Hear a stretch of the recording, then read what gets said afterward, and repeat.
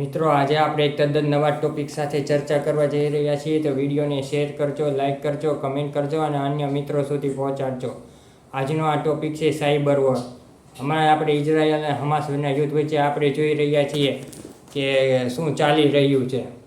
Israel અને હમાસના યુદ્ધમાં જે લેબનોન ઉપર એક સાથે 100 પેજર પર બ્લાસ્ટ થયો, તેના ઉપર આપણે ચર્ચા કરીએ છીએ કે આજના આપણે ટેકનોલોજીકલ યુગમાં જ્યારે મોબાઈલનું વલણ છે ત્યારે આપણને ખબર પણ નહીં હોય કે અત્યારે પહેલાં આપણે પેજરનો ઉપયોગ કરતા હતા.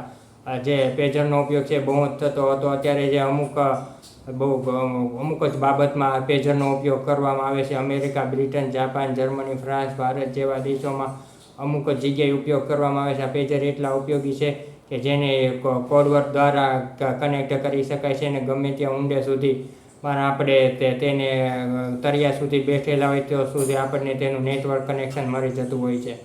હવે આ જે થયો, જે પેજરની અંદર બ્લાસ્ટ થયો, તેની ઉપરથી આપણે એ સમજવું જોઈએ કે આજે આપણે મોબાઈલ, લેપટોપ, કોમ્પ્યુટર જેવી અનેક ટેકનોલોજીકલ બાબતમાં આપણે જે વાપરી રહ્યા છીએ તેની કમનસીબી પણ છે કે વિસ્ફોટ સમાન ક્યારે બને તે પણ નક્કી નથી કહી શકાતું.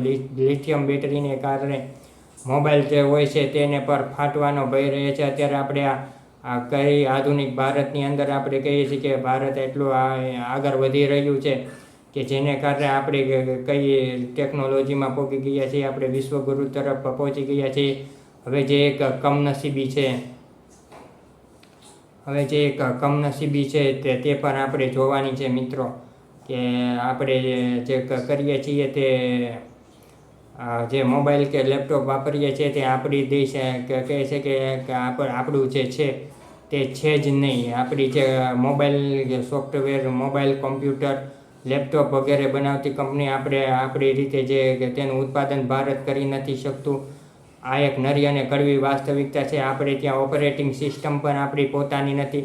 એ પણ નવી કડવી વાસ્તવિકતા છે, જે આપણી કમનસીબી કહી શકાય કે જ્યારે આપણે આ જે સાયબર ટેકનોલોજીની દુનિયામાં આપણું જીવન મોબાઈલ, લેપટોપ, કોમ્પ્યુટર જેવા ઉપર ઇલેક્ટ્રોનિક ડિવાઇસ ઉપર જે અત્યારે આધાર રાખે છે, તેના વગર આપણે કામ નથી કરી શકતા. રોજબરોજના કામ તો ઠીક, પર અમુક જે જોબ વર્ક હોય તે કરી નથી શકતા. તો આની ઉપર કેટલો વિશ્વાસ કરવો કે નહીં, કે શું કરવું તે પણ જોઈએ. એટલે જો આવી રીતના લોકોને થાય, મોબાઈલ કે લેપટોપ કે કોમ્પ્યુટર ઉપર લિથિયમ બેટરીથી જો કોઈ બ્લાસ્ટ થાય તો એ મોટામાં મોટો દુઃખ કહેવાય, વિશ્વ માટે ખતરો છે. તો ભારત જેવા ડેવલપ કરી રહ્યા દેશમાં પણ આ સરકારે વિચારવું જોઈએ કે આપણી કમનસીબી કેટલી છે,